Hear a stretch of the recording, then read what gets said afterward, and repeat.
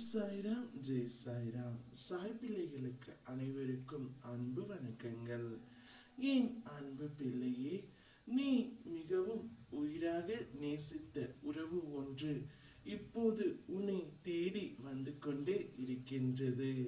நான் சொல்வதை நீ கேட்டுவிட்டால் இன்னும் 7 நாட்களில் அந்த உறவு உன்னிடம் வந்து சேர்ந்துவிடும். நீ கண்ணீர் பெருகி என்னை சாயப்பா என்று அழைத்தது எனக்கு கேட்டது. ஏன் இந்த கலக்கம்? நான் இருக்கின்றேன் உனக்கு என்றும். இந்த அப்பாவை விடாப்பிடியாக இறுக பிடித்து கொண்டு உள்ளாய். பிறகு ஏன் இந்த மனக்குழப்பம்? உன்னை சோதிப்பேன், ஆனால் கைவிட மாட்டேன். உனக்கான தேவைகள் அள்ளி தரத்தான் போகின்றேன். அதற்கான தகுதியை நீ பெற வேண்டும் அல்லவா?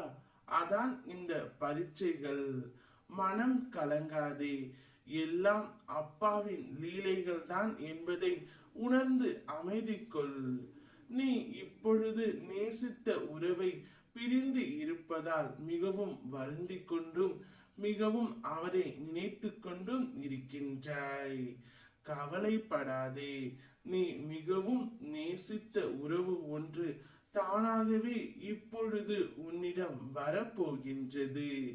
இன்னும் 7 நாட்களில் உன்னிடம் வந்து உன்னிடம்தான் வாழ வேண்டும் என்று கூறவும் போகின்றது. வாழ்க்கையில் சில சூழ்நிலைகளை ஏற்றுக்கொள்ளாத முடியாத போதுதான் கவலை ஏற்படுகிறது. அதனை ஏற்றுக்கொண்டால் தீர்வு காண முடியும். எந்த சூழ்நிலையும் எதிராக நினைக்காமல் அதனை எதிர்கொண்டு சவால்களை வென்று சமாளிக்க முயல். நம்பிக்கையோடு செயல்படு. என் துணை என்றும் உங்களோடு இருக்கும். என் அருளை சமநிலை தவறாமல் அவரவர்கள் செயலுக்கு ஏற்ப தருகின்றேன்.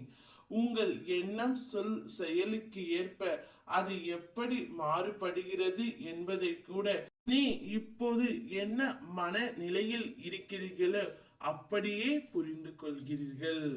குருவாய் உங்களை நான் வழி நடத்துவது உங்களுடைய ஒவ்வொரு எண்ணத்தையும் ஒவ்வொரு நாளையும் கவலைகளிலிருந்து மீட்டு மீண்டும் உங்கள் கையில் தருவதற்காகத்தான். அதில் ஒவ்வொருவருக்கும் வேறுபாடுகள் இருப்பதாக எண்ணியும் அதை ஒரு கவலையாக மாற்றி மீண்டும் சுமக்காதே. தவறாக நீ எடுத்த முடிவுகளை சரி செய்ய சிறிது காலம் பிடிக்கும். எனவே ஒவ்வொரு வினையாக தீர்க்க செய்து உன்னை வழிநடத்தி உன் அப்பா நான் வருகின்றேன். உன்னுடைய வாழ்க்கையில் நல்லது நிச்சயமாக நடக்கும். நீ நேசித்தவர் உன்னை தேடியும் வருவார். அவருடன் உன்னுடைய வாழ்க்கையை நீ சந்தோஷமாக வாழத் தொடங்கு. உன்னோடு உன் அப்பா நான் இருக்கின்றேன்.